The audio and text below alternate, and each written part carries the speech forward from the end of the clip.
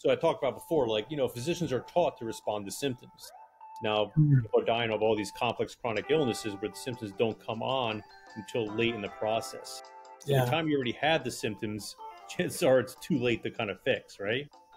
So, and sometimes it's the end stage for something that could take 20 years. Instead of saying, what do I have? You should say, what am I headed for? And this is the whole thing with cognitive issues. So you don't wait until you have these symptoms. Figure it out, do these tests, and and then you can see, all right, what do I have to look forward to if I don't change my lifestyle, or what do I need to do?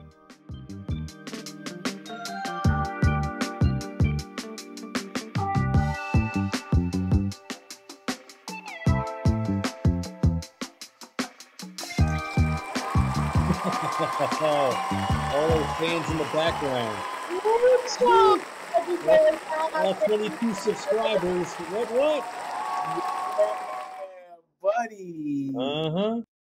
Welcome to It's More Than Black or White with your boys, Brian and Paul. Who you with? Ebony and Ivory, baby. That's it. Ebony and Ivory are health and wellness. So look. That's it. Brian, how are you doing today, man? Feeling great, man. Feeling good. A lot of energy today. Had a good workout.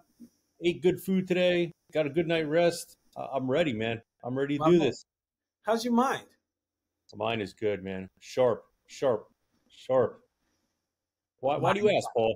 Why do you ask? Well, I'm glad you asked me that. So listen. So that was a corny. That was a corny lead, but I'm gonna go for it anyway. Go for it. I think it's important. Like, the reason I'm asking Brian this is because today we're talking about cognitive decline and slowing cognitive decline. So things like Alzheimer's and just minds going that in our society, like people. I want to be free of saying losing their minds, but and it's more like losing their capabilities, losing their recall. And listen, people, this is a major situation. Like when Brian and I prep for these calls, these recordings before we get on. And Brian, remember I was telling you I've been watching. I've been all into this show Warrior on HBO Max and whatnot. Yes, yeah. And I really think that every time, like the what does it say? Entertainment mocks. I forget how to say it, but basically, like, entertainment mocks reality, right? Or shows reality. And I noticed that in a lot of these shows now, they have like older people and like this family dynamic of how a family handles the older parts of their family that have cognitive decline, that have Alzheimer's, that have these different conditions where they're losing a part of themselves. And I thought that it was very interesting because I think it's something big that's happened in our society. And I wanted, especially with how we've been doing with our podcast and these series, I really want us to dive into this, man. And you and I both agree that this would be something that's going to be wise for people to dive into. Absolutely, 100%. Yeah, you know what I mean? Definitely. So I want to bring in some stats, B. And I'm reading off of this right here. So cognitive decline is prevalent among older adults, with an estimated 5 to 10% of adults over 65 experiencing cognitive development. Now, listen, this is free of saying Alzheimer's. This is experiencing significant cognitive impairment. What does that mean? I'm glad you asked. Basically, forgetting a lot of stuff. Forgetting recall is poor. So like even those moments like, yo, where are my keys? And like, really never finding your keys when they're right in front of you, stuff like that. Now, Alzheimer's is something that's happening a lot in our society. Alzheimer's disease is the most common cause of dementia. That's the word I was looking for before. Dementia, accounting for 60 to 80% of cases of dementia. Now, roughly 6 million people in the U.S. have Alzheimer's, and this doesn't include mild cognitive impairment. Holy cow, pre-dementia. That stat just hit me, B. Yeah. Now, here's the, huh? Go ahead, man. I'm listening. It's wild, man. So the global burden, right? Dementia is a global health concern with over 50 million people worldwide now living with dementia. Numbers expected to reach 150 million by 2050. Women are more likely to develop Alzheimer's disease than men, and this may be partly due to longer life expectancy. So here's the stat, right? Because you've heard if this is the first time you're hearing this, welcome, thank you, like, share, and subscribe. And if you're coming back, thank you. And you most likely have heard us talk about a lot of the healthcare in regards to a lot of these conditions. So, for example, the cost of care, Alzheimer's and other dementias are costly to society, with annual healthcare costs in the United States alone exceeding, get ready for this, $305 billion, bro. 305. You know what's crazy about this? This can all be prevented. It can be prevented. You know, some people get like the genes, which you can talk about a little later, but yeah, even if you had that gene that makes you susceptible to Alzheimer's, you can prevent it by doing some of the action stuff we're gonna teach you today. We got all this stuff. Like Paul and I are not doctors, but we can read like a doctor. You know, yep. So we have all, so like Dr. Brennan, Dr. Attilia. We're gonna put all their links and everything like this. I've read both their books probably like 3 or 4 times each throughout the years. I use this as a staple. Like when I deal with clients, I could tell, like, you can tell sometimes that they're a little off. I mean, like everyone has some kind of like cognitive issue. They're going to develop some kind of cognitive issue eventually. There's just too much toxicity, chemicals, poor nutritional habits, stress in our life where you're going to have some. But the reality is you can prevent it. And even if in Dr. Brennan's case, forgot his book, I have it written down there, but he actually said he has an 83% turnaround, and with dealing with people that have severe cognitive issues and Alzheimer's. So it is reversible. But the problem is physicians are taught to respond to symptoms. And the problem is once you have these symptoms already, it's almost too late compared to the regular medical status. So they'll just start putting you on pills, and there's no pill out there that fixes Alzheimer or reverses it. They don't have that. It's more of lifestyle changes and doing certain tests and everything like that to kind of figure it out. And then you take the right approaches through that. So, like, that book that you were mentioning by Dale Breeden is The End of Alzheimer's. I'm curious. You said something that piqued my interest. When you said, like, the people that you work with, you can tell signs of decline, I think is what you said. Like, what are some of the things that you see that tell you, like, oh, junk, something's going on here, bro? Yeah, I mean, you can tell. Like if you ask them a question, how quickly do they respond to you? You know, does it take a while from them to kind of get it? You know, like, or, you know, like if you ask me a question, I know right away. You know, but if somebody has a cognitive decline, it might take me like 3, 4, 5 seconds for me to like input it and then be like, then talk about it. So wait, B, what kind of question though? Are you asking them like, yo, who's the president of Stad? Yeah, or you like, hey, what color's your car? Yeah, what'd you do this weekend? And they'd be like, you know, we all had that, like, you know, but it's like it could tell, like, it's like I don't remember, and or like, you know, it's like, oh, what'd you do today? Oh, I don't remember, or like it just takes them a while to like get going. Almost, the hamster almost like fell off the wheel and it needs to get back on to get everything kind of going. Like the neurons, the synapses aren't firing. You know, it's so interesting, man, because like I would associate that with, man, they must have had a lot of stuff going on this weekend. Yeah. Right. But I'm like, that's actually part of a cognitive decline. If it's what I'm hearing you say, if the recall is slow, to be able to remember, recollect, like, oh, well, what did I do this weekend? Yeah. Instead of being like, oh man, Saturday I went to this party, man. Then this time I went to go see this movie, Gran Turismo, and then like, you know what I mean? Like, so it takes them time to actually get to all those things. Yeah, and a lot of people out there are probably like, oh, that's common. Yeah, it is common, but it shouldn't be normal. You know what I mean? There's a big difference. You know, it should not be able to happen. You know, people are like, oh, it's you know, the difference between common and normal, you know? So because common is like, hey, it's out there, and normal is like, okay, everyone has it, but they shouldn't have it. You know what I mean? Distinctions. You know what I mean? Yeah, that's tight, man. I like what you said there, man. Yeah, so I learned that from the late Charles Poliquin when he was talking about women that have like menstrual cramps. He's like, it's common, but it shouldn't happen if you're doing everything correctly and you have no toxins in your body and all this other stuff. So he's like, it's common, but it's not normal. And I was like, well, I like that, you know? Yeah, that's interesting, man. Because like, okay, So talking to some of the things like is common, Mm-hmm. yet we want to be free and making it normal. Like, so what are some of the factors that I would say make this common, make dementia common?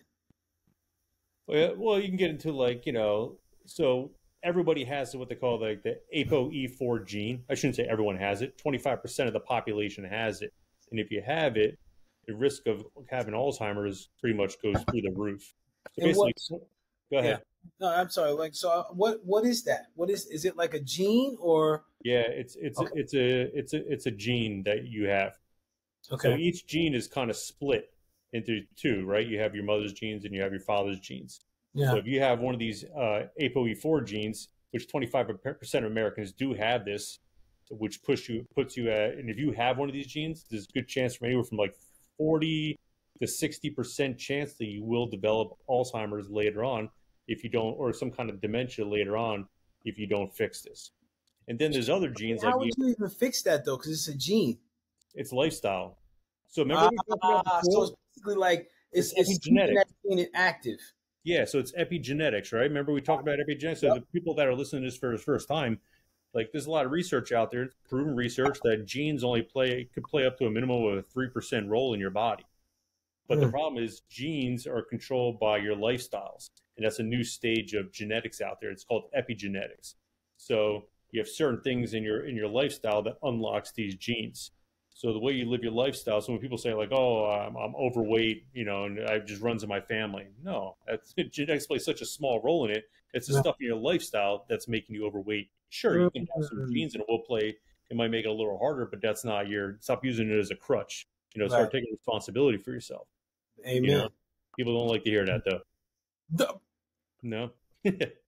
responsibility, accountability, man. You might as well just say the F word, bro. Yeah. Yo, bro, it's freaking crazy. So, Mm-hmm. like, B, when you were talking about, so this Gene, when we were going over the notes, man, you were talking about. I want to kind of scale back a little bit from the gene, Mm-hmm. and I want to help. I want to start identifying because you had some really key points when we were going through the review about the stages of dementia. Can Yeah. you can you talk to that a little bit more? Because I just like I was reading about it and I was just like, yo, I think this is fascinating. I think it's important for us to discuss this. Yeah. I want to say I got this from Dr. Brennan's book. I forgot exactly who it was, but I can put it in the notes. So I talked about before, like, physicians are taught to respond to symptoms. Now, people are dying of all these complex chronic illnesses where the symptoms don't come on until late in the process. So by the Yeah. time you already had the symptoms, chances are it's too late to kind of fix, right? So, um, and sometimes it's the end stage for something that could take 20 years. Instead of saying, "What do I have?" you should say, "What am I headed for?" And this is the whole thing with cognitive issues. So you don't wait until you had these symptoms, figure it out, do these tests, and and then you can see, all right, what do I have to look forward to if I don't change my lifestyle, or what do I need to do? So to stage one, he mentions you can see this very early on in life. You can do it on a PET scan, or you can check out spinal fluid changes. But the reality is, no one's going to get a spinal tap for Yeah. obvious reasons, right? For preventative, I mean, like to do a Yeah, preventative test, exactly. they ain't have That to me that's a little it doesn't. it. Yeah, it doesn't. It's unrealistic, right? Stage two, he mentioned something with subjective cognitive impairment. So many physicians say most clients when they do come in, oh, that's just normal aging. Everyone has this problem with their brain. This is not true. So subjective cognitive impairment. This is where you are. This is where something is wrong, but you're still scoring high on normal cognitive tests, according to your epidemiologist, right? And this can last for about 10 years before you actually get into stage three, which is your mild cognitive impair, which is like the next stage. This is late stage. This is almost like terminal illness. But Dr. Breeden's protocol and trial, he puts people on. Once they get into stage three, you have an 83% chance of actually reversing it or getting better. So that's stage two. You have about a 10-year window. So when you start being like, hey, I'm scoring high on all these tests, but I know something's off. I'm not as sharp as I used to. Don't listen to your physician at this point where it's like, oh, I'm just getting older. I'm just getting that's bullshit. Right Yeah. there, you have about a 10-year window according to statistics, where you actually can change this and reverse it. Stage 3, you have a great chance to do, but why wait until you're in that stage 3 where you're just forgetting everything? Yeah. So once you start feeling something's a little off, start deep diving into it. So this goes into like something we're constantly saying to the folks that are watching is like really being aware of your body. Yeah. Like really focusing in, like, what are some changes that I'm experiencing, and then going into it and like really diving in, regardless of what other people are going to say. Because like what I'm hearing you say, and I get that. I think it's because I think I probably even heard it too. Like almost a cop out of like, oh, well, it's a part of aging. Yeah. And real quick, there's also that was stage 3, the last one. Stage 4 is the dementia. It's the end stage. And this is actually where most people actually decide to start going to see the doctor when it's too late. Once you have dementia, it's a wrap. It's a wrap, man. You're done. And that's a sad thing, because people don't like to go to their doctors, well, for whatever reason, or they, that's another topic. But so, go ahead, bud. My mind is just racing right here. So do you think, like, especially for something like this, the reason people may resist going to the doctors, they think that, it's nothing, or they think it's going to be discounted? Like, what do you, what do you think? Honestly, about that, I think a lot of people are scared to find out that they have it. A lot of people are like, I don't want to go to a doctor because I don't want to know. I don't know what I have. Wow. You know what I mean? Instead of facing it head on. I think that's a big thing. Or they don't want. They're like almost in denial when it comes to this. I think it is. Oh my gosh, B. That's my 2 cents. I hate going to the doctor. Because I'm a little stubborn. Right. But bro. I'm just thinking about this, man. Like, yeah, I'm hard-headed as a mother. I know I should go more, and I do have things lined up. So as I'm getting older, I need to get certain things done. But for like the first 40 years of my life, I'm like, if something's not growing on me or falling off me, like, I got it. It's interesting, right? Because like I think you hit on something so clutch and key. And it's like been a theme for me today, like in like a couple people I've talked to that like have injuries, and they're like, I'm not going to the doctor. I don't want them to tell me I can't do this or this is happening. And I can relate so much to that, dude, because first of all, I'm thinking of like, if I have some sort of like mental lapses and I think something may be wrong, when you said that resonated deep with me, man. Like, I don't know if I'd want to know that I have that, man. Like, that's deep, bro. Yeah. Holy cow, man. And that's the piece, because it's like, so stage 2, you have a 10-year window. Yeah.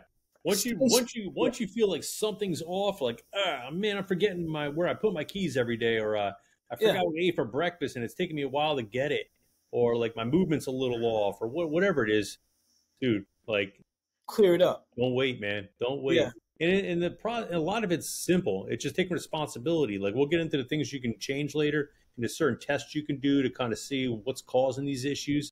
They can fix very quickly. Very quickly. Dude, because like this is really interesting, because stage 2, you got a 10-year window. Stage 3, there's an opportunity for you to correct it. Yeah. And then if people fail to hit it in stage 3, it's a wrap. Yeah. Bro. I think people like they just they just feel like, oh, I'm just getting older. These things happen when I get old. I can't stand when people say that shit, man. I hate that, bro. I can't stand that, B. No. Like, I'm like, come on, man.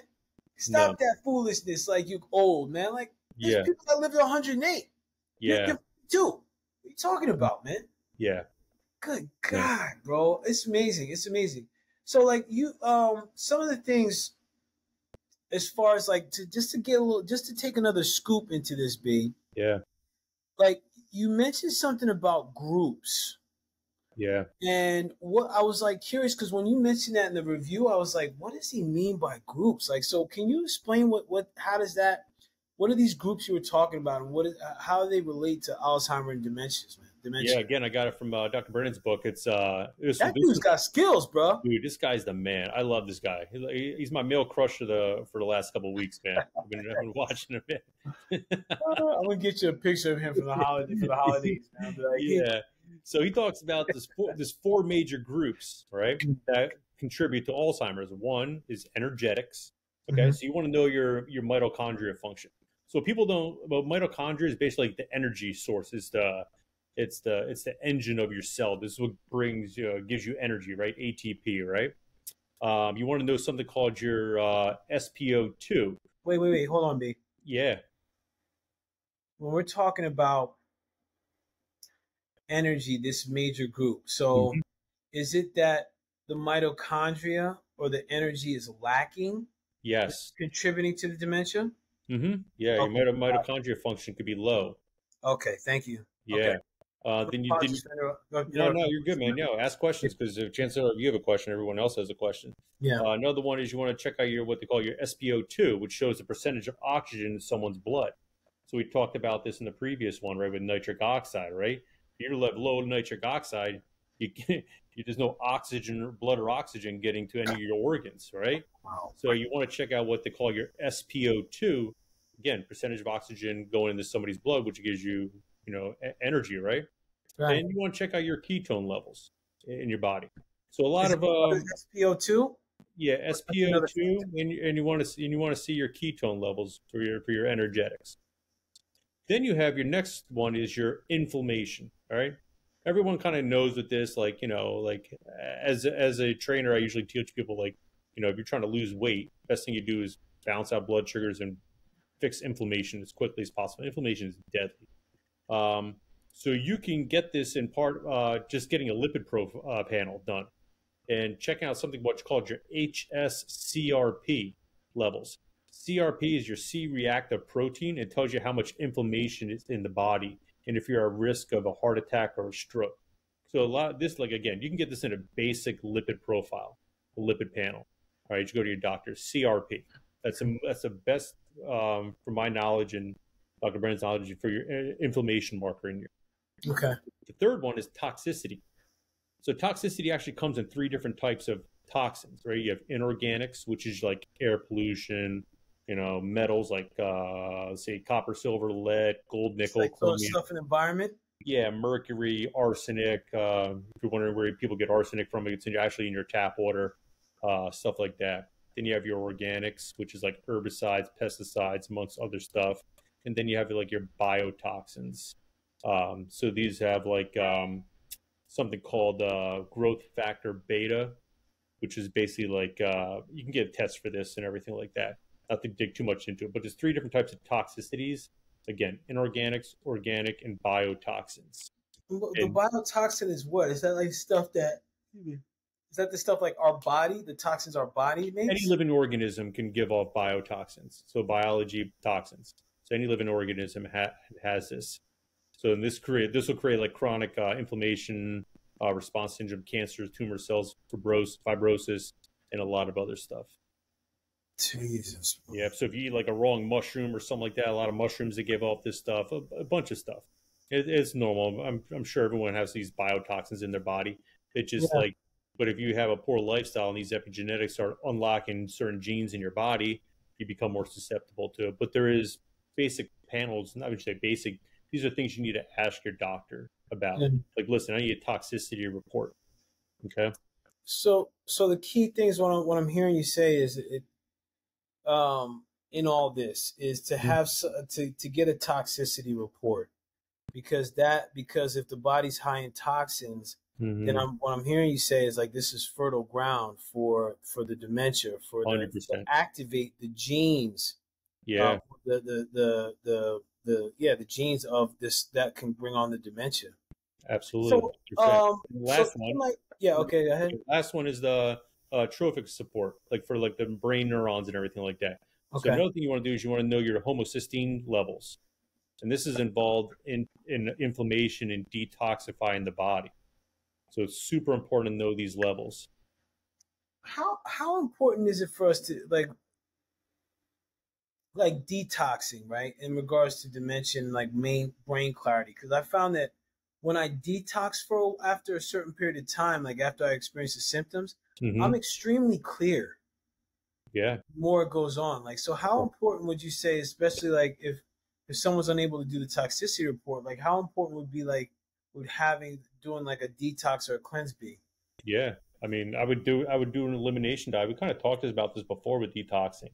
You know, like if you're eating shitty for like, 51 weeks and, destroying your body, a week detox ain't going to do anything. Right, right. So you got to really kind of like, start flushing stuff out of your body. That was like in episode 2 or 3.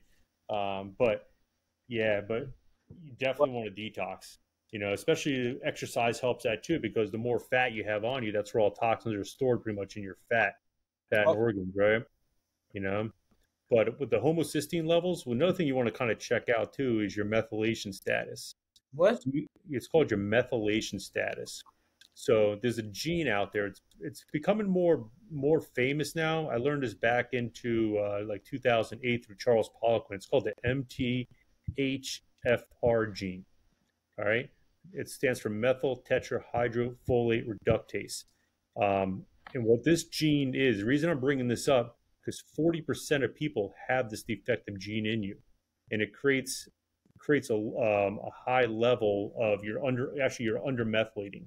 You're not having a lot of conversion into, like, you're not converting your certain vitamins in your body, and it leads to a lot of brain fog. It leads to a lot of issues. All right, so when you have high levels of homocysteine in the blood, it has low levels of folate, which is like your B9 and B12 vitamins. And what this creates is abnormally large red blood cells that don't function properly. And these red blood cells, they carry oxygen. So folate breaks down homocysteine. High levels of homocysteine means that you have a vitamin deficiency in your body, and it puts you at risk for dementia, CVD, stroke. So you need to really check out these levels.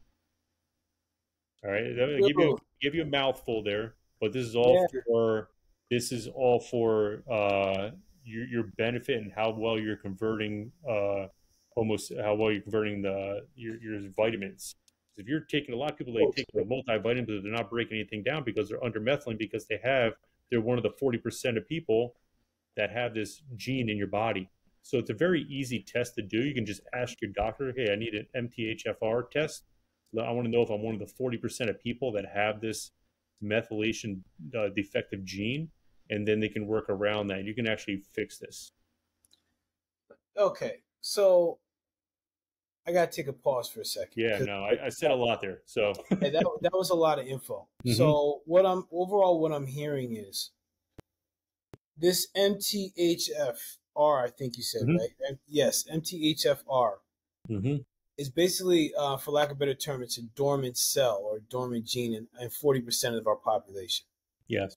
When there's toxicity, when there's inflammation, when there's all these things that, like, even like body fat, when these things are when we have these different things, it actually activates this gene or this the MTHFR. Yeah. Which can bring on dementia. So look at it this way. I'm going to break it down. So the FR stands for folate reductase. So it reduces folate. Folate breaks down homocysteine. Okay. So if you don't have enough folate to break down homocysteine because you have this gene, you become vitamin deficient. It puts you at risk for dementia. And what's the purpose of the homeocysteine again? That's like to clear the body out. What is that? Yeah, it basically clears the body out. Yeah. Okay. Yeah. Okay, so in order for people to really slow this down and to eliminate this, it's really about making sure that the pathways that clear out the toxins in the body are clear. Yeah. And there's tests that can be done that we can ask our doctor to run these tests, and then now are the doctors going to know what this is about, like, and know like how to read? They'll know. They might have to go back and kind of do some research. But yeah, okay, they'll know. They'll know. Okay, yeah, got it. Okay. So like high levels, homocysteine. Basically, it's a type of amino acid in your body. Your body naturally makes, but at high levels, this amino acid destroys the lining of your arteries and encourages blood clotting.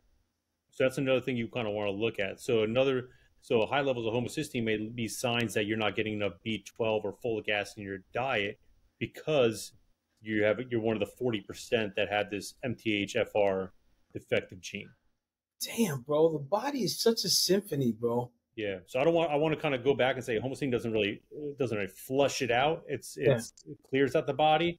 It's made for more of it's an amino acid which your body needs, but too much of it can destroy the arteries of your lining. And like I said, cardiovascular disease, stroke, and dementia, which is the topic we're talking about here. So you can get these tests and you can figure out where you're at with this. All right, so I'd like to, because this is a lot, right? And it is a lot, yeah. I would like to wrap my head around this more. Yeah. Yet at the same time, like, because we're talking about tests and like a lot of different, like a lot of different factors that my judgment is that most people are going to be like, what? Yeah. Well, now that we took like this micro, like we took the microcosm of this, I'd like to get into the macrocosm of this and really look at like what are the standard things? Like we talked about the tests, but what are the things that people can do, right? That without having to know like all the stuff that's happening, but start doing these things for the body. Like I know we talked exercise, I know we talked cleanse, I know we talked getting rid of toxicity in the body and inflammation. But what are some of the other things like you're seeing or that you know will support people in beginning to slow down this cognitive decline, bro? Yeah. So I would go so one of the things I would do is I would do like a plant-rich diet, meaning like when you have your plate, like half it should be a salad. That's the first thing I would look at. So you want a high phytonutrient. Remember we talked about before, and with the glyphosate. So if you guys haven't watched the glyphosate video, like go back, watch the glyphosate video. Like, so have more greens from the West Coast. Yeah. Well, like it's more important. Like get organic as much as you can. When that glyphosate is sprayed on it, the phytonutrients and the plant rich, you just might as well be eating paste at that point. You know, it's not going to do anything. It's going to destroy your body. So high phytonutrient, organic, multicolored foods. Get all the rainbow colors in there as much as you can. Mildly ketogenic diet. And that doesn't mean going out. When I say we're keto, people go out and sort of like, they think I want to eat bacon all day, just, just try to eat more, like get away from starchy carbs as much as you can and go more towards like the vegetables and stuff like that, fruits and vegetables. Okay. Yeah, but stay away from fructose. I would stay away from fructose. That's another topic. None of the white sugar? Yeah, I would stay away from that. Yeah. Damn, more like it's free? Yeah. And what the ketogenic diet does, if you're wondering why I go ketogenic more, and you can couple this with fasting, which I think is a tremendous. We talk about fasting, tremendous benefits to it. It increases autophagy in the body. So basically, like it just eats up all like the toxins in your body, in your brain. So it's like almost like a cleansing of the brain.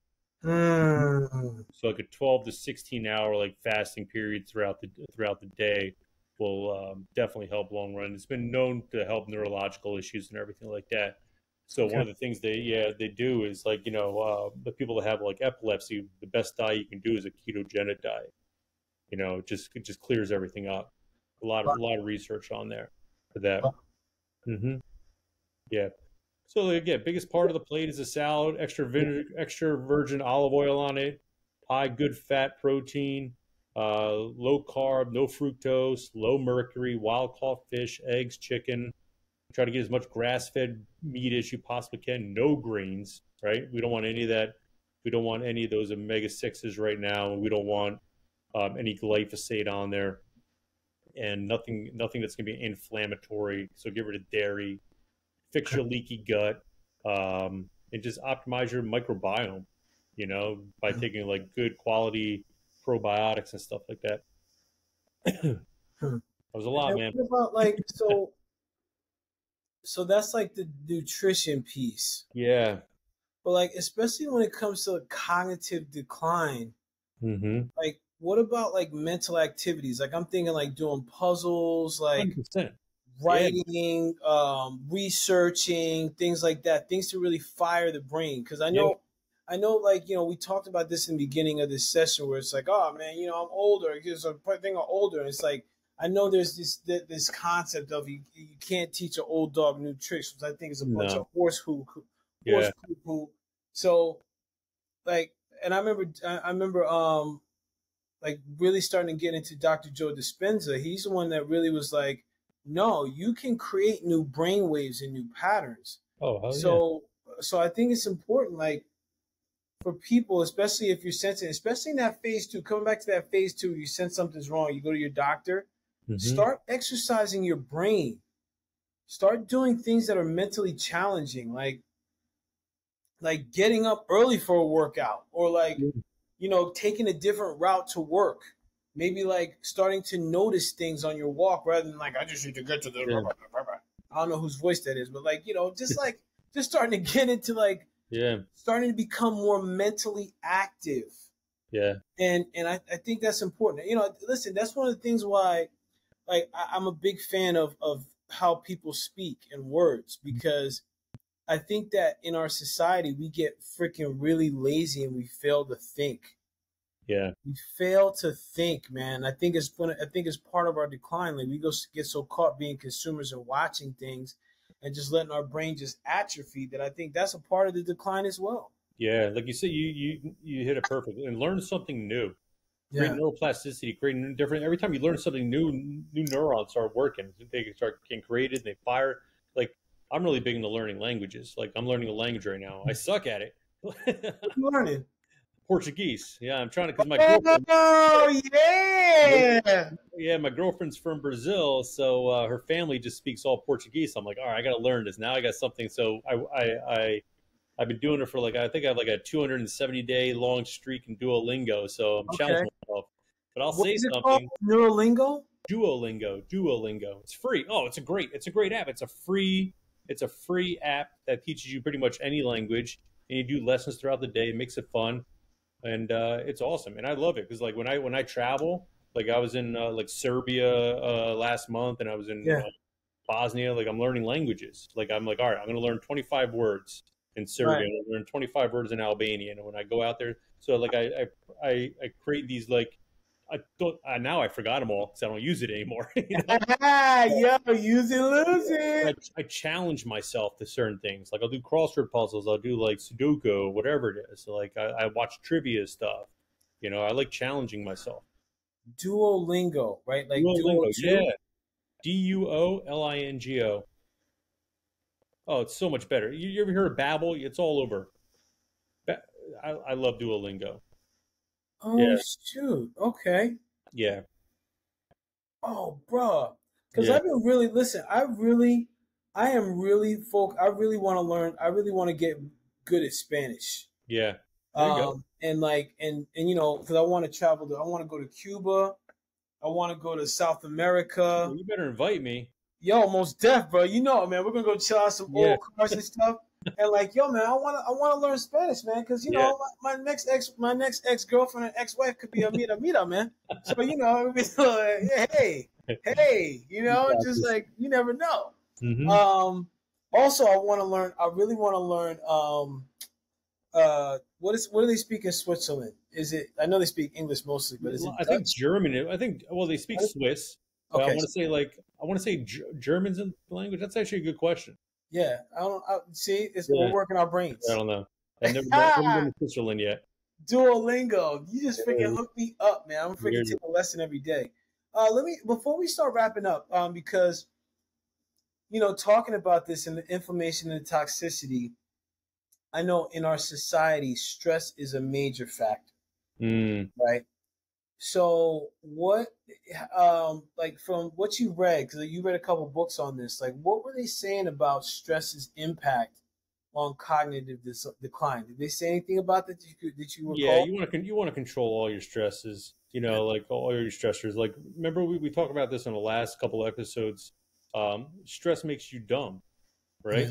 It depletes blood flow through your frontal lobe and it makes you stupid. That's like we talk about, like the the news media, right? The media, they try to scare you, and when your body's in a fight or flight, you have no blood flow in the frontal lobe, and you become stupid, and that's how they program people, you know. So with that being said, control your stresses, and you'll have more blood flow in your brain in certain areas, which will help you, you know, not have that cognitive decline. Absolutely, you know, that's just, you know, that's pretty much out there. What's up? Yeah. Wow. Okay, man. B. So you know what? I think, man. So this was dope, man. Couple of interesting facts. Managing chronic conditions like diabetes, hypertension, obesity is important for reducing the risk of cognitive decline. Sleep. That's it. Get your mother hoo-ha sleep, baby. Sleep, man. That's huge. And that's what he mentions. Like, I forgot who was, like, Peter Taya. I was listening to his stuff the other day. He's like, sleep is right up there. Like, that's a big thing. Sleep is one of the biggest preventatives for brain decline. Yes, definitely. You know what? So interesting thing, right? So like the past couple of days, it's been really hot.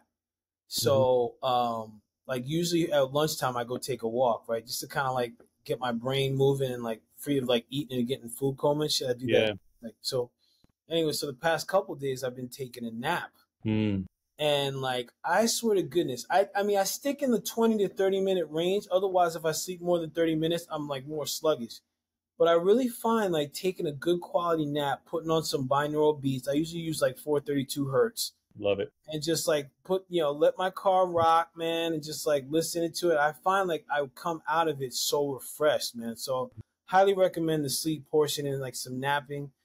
We talked about lifestyle. Lifestyle doesn't matter. So things like regular activity. Notice I said activity rather than exercise. What does that mean, Paul? I'm glad you asked. Exercise means you're going to a gym, you're getting on a treadmill, you're doing some weight training and things like this. Activity means like you're out walking, you're working in the garden, you're taking steps, you're parking further away from the mall or from your fast food restaurant than you usually would park. So different things like that to stay active. Maybe go playing a little bit of basketball or pickleball's big right now. Do something that's going to challenge your brain and get you active. Yeah. Also, social engagement is key. If you're a person that stays at home by yourself, get your ass outside. Go take a dance lesson. Go meet people. Go meet people. Yeah. It's crazy, bro. Yeah. I want to back on one more thing with nutrition. So a lot of I heard this way back in the day. They were actually considering changing Alzheimer's to type 3 diabetes. So they're finding out that having high blood sugar is one of the most major, culprits in Alzheimer's. And they're finding that, they're having all these issues with people's brains. So they're actually they're saying Alzheimer's is type 3 diabetes. So one thing you need to do is really control your blood sugar levels. Get those tests done and take that seriously. People, please, please, please, please, please. And we talked about like the diet, social engagement, as far as maintaining cognitive health. Brian, you mentioned one of the key words, neuroplasticity. So listen, these are important things people take advantage of. Like these are all, it may not seem like much, and you probably hear it ad nauseum.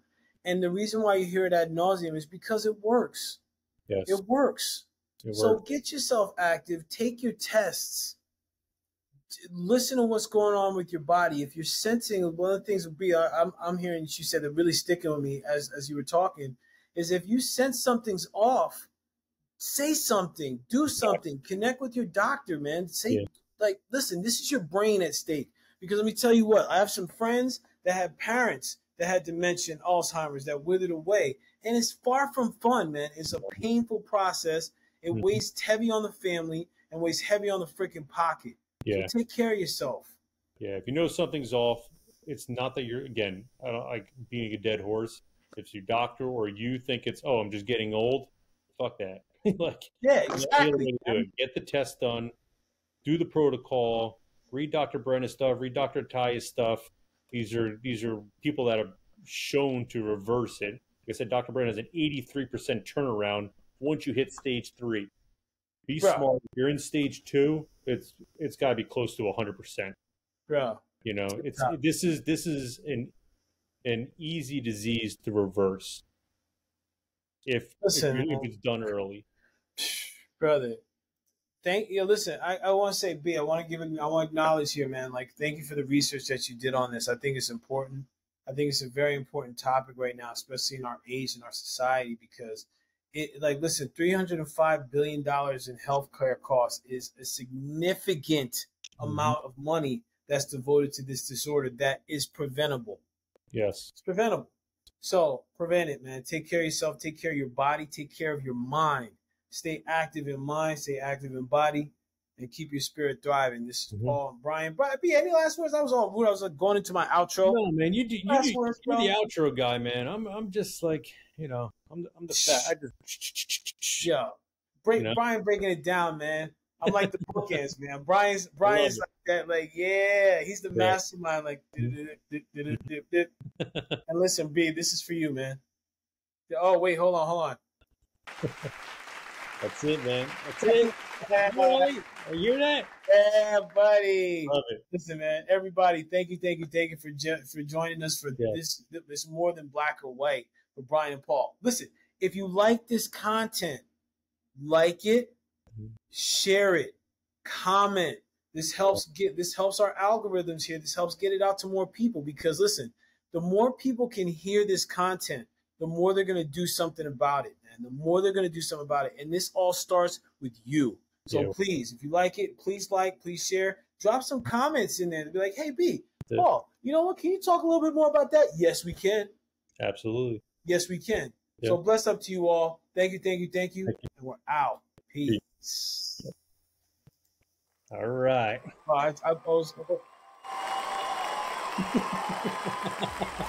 Yeah.